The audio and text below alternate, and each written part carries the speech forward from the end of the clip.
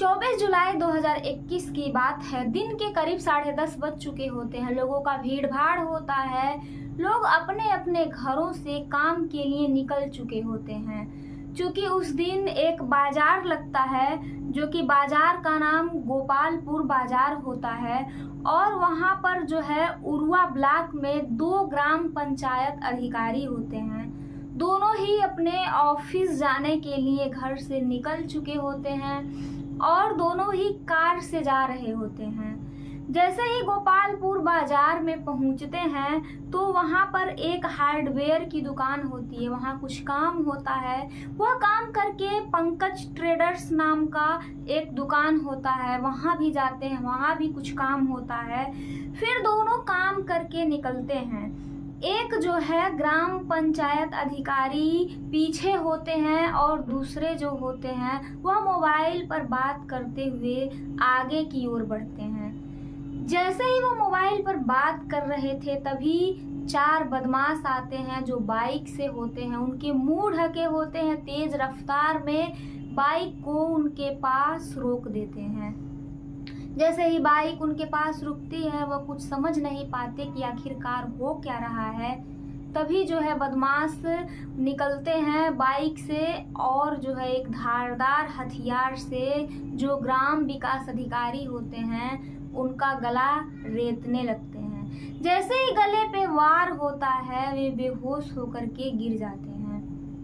कुछ ही सेकंड बाद वे फिर उठ खड़े होते हैं और जो बदमाश होते हैं वह दोबारा जो है धारदार हथियार से हमला करते हैं।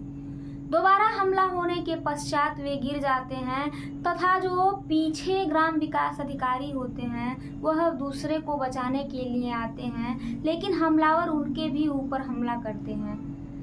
चारों तरफ भीड़ होती है, भीड़ इकट्ठा होती है, लेकिन कोई कुछ नहीं करता है। ज्यादा भीड़ आती देख जो बदमाश होते हैं वह बाइक पर तुरंत बैठ करके भाग जाते हैं। जो ग्राम विकास अधिकारी दोनों घायल हुए रहते हैं उन्हें तुरंत ही अस्पताल ले जाया जाता है, जहां रास्ते में ही एक ग्राम विकास अधिकारी की मृत्यु हो जाती है।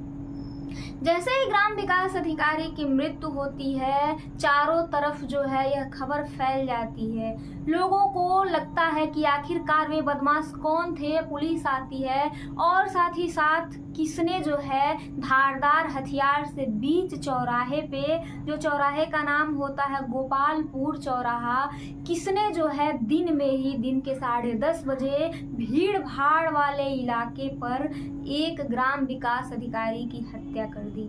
आखिरकार उसकी दुश्मनी क्या थी और किसने मारा है।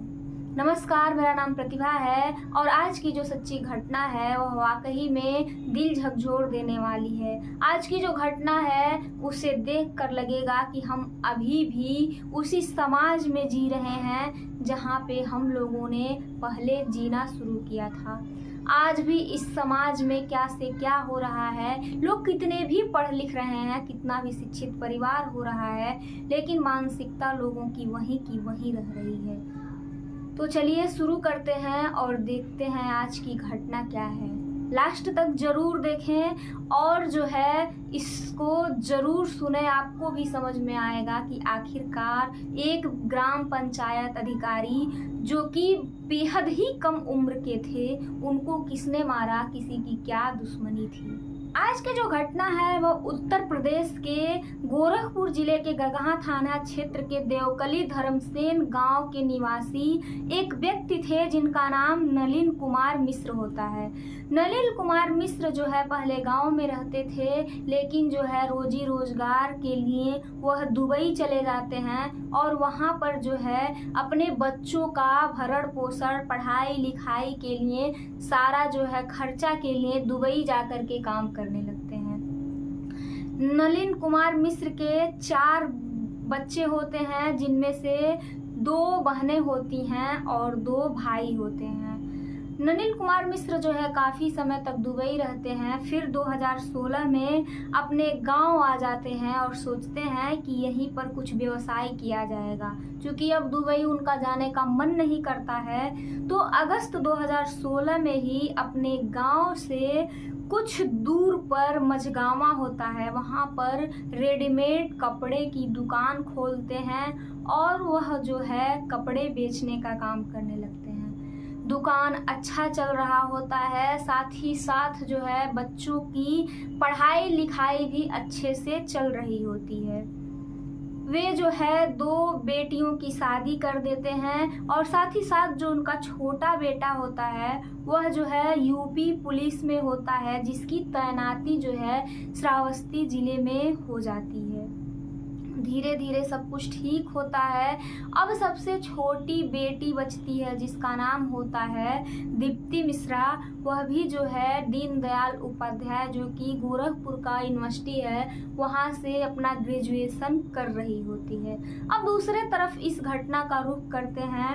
अब जो है गोरखपुर के गोला थाना क्षेत्र के दुबौली गांव में जो है एक परिवार रहता है। उस परिवार में जो है 2 भाई होते हैं। बड़े भाई का नाम अनिल चौधरी होता है, छोटे भाई का नाम अनीस चौधरी होता है। क्योंकि जो अनिल चौधरी के पिताजी होते हैं वह बैंकॉक में रहते हैं और उनके चाचा होते हैं वह सिंगापुर में रह करके जॉब करते थे। अनीस जो है पढ़ने में बेहद अच्छे थे। वह जो है पढ़ने में काफ़ी होशियार होने के साथ साथ जो है हमेशा एक अच्छा भविष्य का कल्पना करते थे और हमेशा सोचते थे कि मैं पढ़ लिख करके एक अच्छा जॉब करूँगा।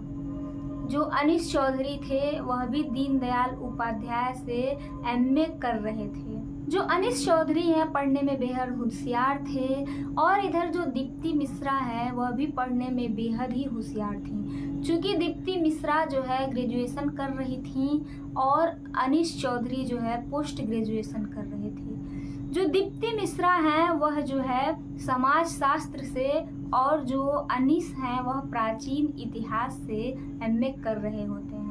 दोनों की कैंपस में मुलाकात होती है और तारीख होता है 9 फरवरी 2017। 9 फरवरी 2017 को दोनों एक दूसरे से मिलते हैं और मिलने का जो स्थान होता है वह यूनिवर्सिटी का कैंपस होता है। जैसे ही दोनों मिलते हैं दोनों के विचार एक दूसरे से मिलने लगते हैं और धीरे धीरे दोनों में दोस्ती हो जाता है। दोनों में दोस्ती होने के साथ साथ दोनों फिर एक दूसरे से काफ़ी ज़्यादा नज़दीकियाँ बढ़ाने लगते हैं और धीरे धीरे एक दूसरे का नंबर भी ले लेते हैं। एक दूसरे का नंबर लेने के बाद जो है कभी कभी दीप्ति मिश्रा और कभी कभी अनीस चौधरी जो है एक दूसरे को फ़ोन कर लिया करते थे। साथ ही साथ जो है एक दूसरे से मिला जुला भी करते थे। दोनों की पढ़ाई जो है कंप्लीट हो जाती है। दोनों पोस्ट ग्रेजुएशन करने के बाद जो है एक दूसरे से अलग हो जाते हैं। लेकिन किस्मत कहें या फिर भगवान की मर्जी, दोनों एक दूसरे से फिर मिलते हैं और इस बार जो मिलने का कारण होता है वह होता है 2018 में दोनों जो है ग्राम पंचायत अधिकारी के तौर पर सेलेक्ट हो जाते हैं। ग्राम पंचायत अधिकारी के तौर पे सेलेक्ट होने के बाद दोनों ट्रेनिंग वाले जगह मिलते हैं और इस बार जो मिलने का सिलसिला होता है वह प्यार में बदल जाता है। चूँकि दोनों का जॉब एक रहता है और दोनों जो है काफ़ी अच्छे लगते थे साथ में और विचार भी दोनों के मिलने लगते हैं। धीरे धीरे जो है दोनों के बीच काफ़ी प्यार बढ़ जाता है। अब दोनों को लगता है कि शादी कर लेनी चाहिए। चूँकि जो अनीस चौधरी होते हैं वह दलित समुदाय से होते हैं और जो दीप्ति मिश्रा होती हैं वह सामान्य से। अनीस चौधरी कहते हैं कि तुम्हारे घर वाले शादी के लिए नहीं मानेंगे।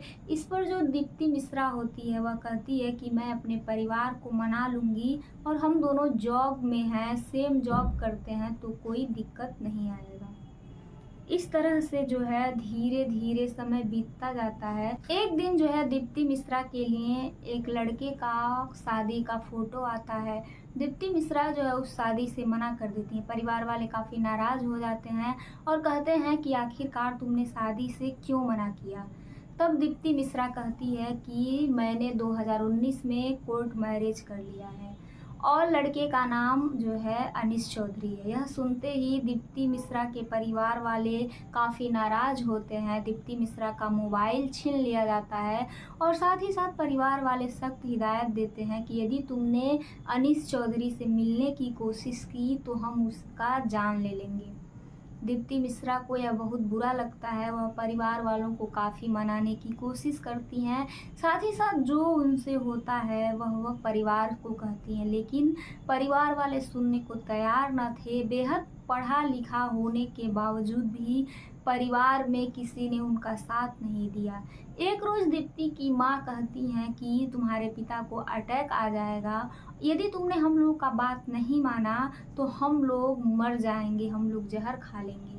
दीप्ति मिश्रा के ऊपर मानसिक प्रताड़ना दी जाती है, साथ ही साथ परिवार वाले हमेशा उन्हें परेशान करते हैं। इसी बीच दबाव में आकर के 2020 में दीप्ति मिश्रा को साथ लेकर के घर वालों ने जो है अनीश चौधरी के खिलाफ धारा 376, धारा 440 और धारा 440 के खिलाफ जो है मुकदमा दर्ज करवा देते हैं। दीप्ति मिश्रा जो है परिवार के दबाव में अपने बयान को बदल देती हैं और शादी को परिवार वाले सोचते थे कि कैसे भी करके झूठा साबित कर दिया जाए।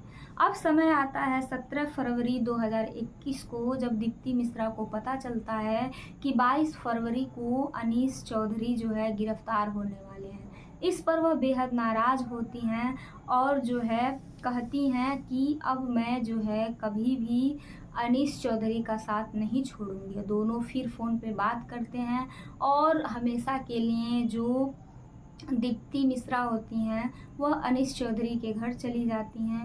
दोनों जो है 27 मार्च 2021 को इलाहाबाद कोर्ट में पेश होते हैं। जो अनीश चौधरी हैं उनकी जमानत हो जाती है और परिवार वाले जितने भी झूठे मुकदमे लिखवाए रहते हैं उन सबको खारिज कर दिया जाता है। अब जो है दोनों घर आते हैं और 28 फरवरी को गोरखपुर में ही स्थित झारखंडी मंदिर में दोनों की शादी करवा दी जाती है और साथ ही साथ अवंतिका होटल में दोनों धूमधाम से रिसेप्शन का कार्यक्रम करते हैं। लेकिन इस बीच जो है दीप्ति मिश्रा के परिवार से कोई नहीं आता है। वहाँ पे सिर्फ और सिर्फ अनीश चौधरी का ही परिवार होता है। शादी को 1.5 माह बीत जाते हैं और इसी बीच जो है दीप्ति मिश्रा प्रेग्नेंट हो जाती हैं। बेहद खुशी का माहौल होता है। उन्हें लगता है कि अब ये दोनों शादी कर लिए हैं तो उन्हें किसी भी प्रकार का कोई डर नहीं है। इधर जो है परिवार की तरफ से भी अब धमकियां मिलनी थोड़ी कम हो जाती हैं। फिर जो है दीप्ति मिश्रा एक रोज़ जो है अपने पति से कहती हैं कि तुम जो है लापरवाही ना करो, हो सकता है मेरे परिवार वाले जो है तुमको खोज रहे हों और जो है तुमको मारने के लिए वे लोग आए। लेकिन जो अनीश चौधरी होते हैं वह जो है कहते हैं कि अब जो है मुझे कोई कुछ नहीं कर सकता क्योंकि मैंने शादी कर लिया है। लेकिन 27 जुलाई 2021 का वह दिन होता है। दिन के 10:30 बजे होते हैं और 4 अज्ञात बदमाश आते हैं और एक धारदार हथियार से जो है अनीश चौधरी का गला काट देते हैं। वे गड़ासी से तब तक गला काटते हैं जब तक कि अनीश चौधरी मर ना जाए। अब जो है अनीश चौधरी के जो भाई होते हैं अनिल चौधरी, वह पुलिस को अपना बयान देते हैं और कहते हैं कि पहले भी जो है दीप्ति मिश्रा के घर वाले धमकी दे चुके हैं और उन्होंने जो है 17 लोगों के खिलाफ FIR दर्ज करवाई, जिस IPC की धारा 302, 307, 506, 120B के साथ SC/ST एक्ट की धारा 325 भी लगाई। FIR में दीप्ति के पिता नलिन मिश्रा, भाई अभिनव, मणिकांत, विनय, उपेंद्र, अजय, अनुपम, प्रियंकर, प्रियांशु, राजेश, राकेश और साथ ही साथ संजीव और 4 अज्ञात के खिलाफ FIR हुई।